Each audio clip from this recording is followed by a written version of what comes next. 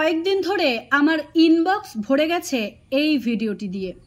সবাই আমাকে এই ভিডিওটি পাঠিয়েছে আর বলেছে, দিদি আপনি এই ভিডিওটি নিয়ে কিছু কথা বলুন। এই যে মহিলাটিকে আপনারা সকলে দেখছেন, এই মহিলার বিভিন্ন রকমের ভিডিও ওনার সোশ্যাল মিডিয়া সাইটে ঘুরে বেড়াচ্ছে। ওনার ইনস্টাগ্রাম, ওনার ইউটিউব, ওনার ফেসবুক রিলস, সব জায়গাতে উনি একই ধরনের একই ক্যাটাগরির ভিডিও বানান।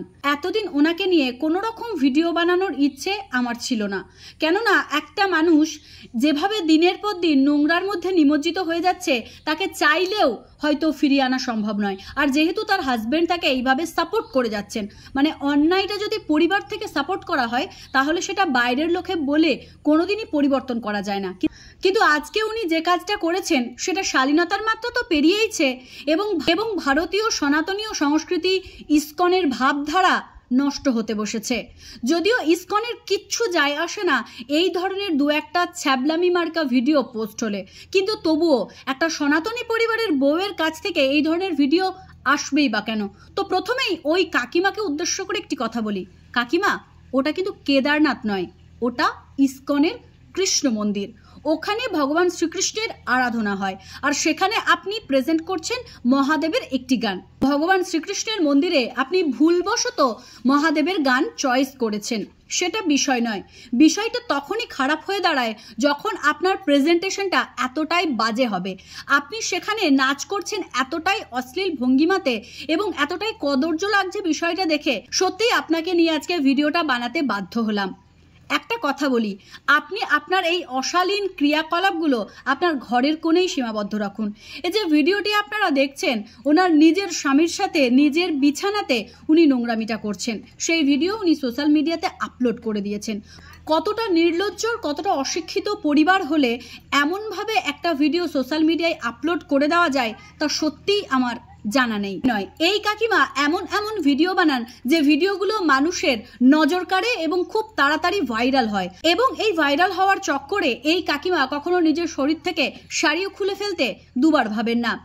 এই যে মহাদেবের গানে উনি কৃষ্ণ মন্দিরে রিলস করেছেন, দেখতে পেয়েছেন যে ওনার পায়ে জুতো পরা রয়েছে। কিছুদিন আগে এই সোশ্যাল মিডিয়াতে একটি ভিডিও খুব ভাইরাল হয়েছিল, যে ভিডিওতে দেখা যাচ্ছিল একটি ছেলে মহাদেবের একটি গান করছে। এই গানটি সবাই ভীষণ পছন্দ করেছিল এবং এই গানটিতে দেখুন ছেলেটি জুতো পায়ে দিয়ে নেই, কারণ সে মহাদেবকে সম্মান জানানোর জন্য এবং মহাদেবকে ভক্তি প্রদর্শন করার জন্য সে তার জুতো নিচে খুলে এসেছে।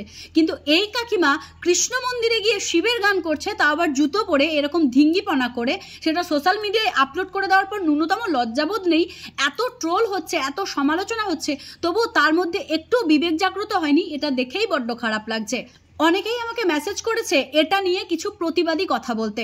সত্যি কথা বলতে কি, এই ধরনের মহিলাদের পরিবর্তন করাটা খুব চাপের, কারণ এদের পরিবারের মানুষজন এদের দেখেও কিছু বলে না।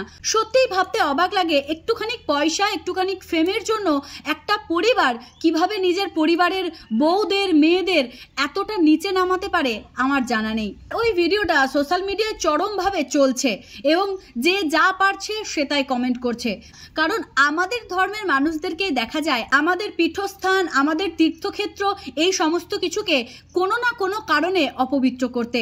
এটি হচ্ছে তার একটি উদাহরণ। এই কাকিমাকে উদ্দেশ্য করে দুটো কথা বলবো। দেখুন কাকিমা, এখনো পর্যন্ত আপনাকে কোনো রকম ব্যক্তিগত আক্রমণ করিনি, তার কারণ আমার শিক্ষা বলে প্রথমেই কাউকে ব্যক্তিগত আক্রমণ করা ঠিক নয়।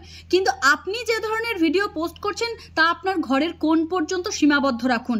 এটাকে কোনো ধর্মীয় তীর্থক্ষেত্রে করার চেষ্টা করবেন না, কারণ ইসকনটা আপনার ঘরের কোণ বা আপনার বিছানা নয় যে সেখানে আপনি নিজের ইচ্ছে মতন, নিজের খুশি মতন যা ইচ্ছে হবে তাই পোস্ট করে যাবেন। আজকের ভিডিওটি সমাজকে সচেতন করার উদ্দেশ্যেই ছিল। এই ধরনের ভিডিও বানাতে যদি রাস্তাঘাটে কোথাও দেখে থাকেন তবে অবশ্যই প্রতিবাদ করবেন, অন্তত আমি এটাই বলবো। আজকের ভিডিওটি সমাজ সচেতনমূলক ছিল। যদি ভিডিওটি আপনাদের ভালো লেগে থাকে তবে অবশ্যই ভিডিওটিকে শেয়ার করবেন এবং পরবর্তী ভিডিও দেখার জন্য পেজটিকে ফলো করবেন। দেখা হচ্ছে নতুন কোনো ভিডিওতে, নতুন কোনো দিন। ততক্ষণের জন্য সকলে ভালো থাকবেন, সুস্থ থাকবেন। জয় শ্রীকৃষ্ণ, রাধে রাধে।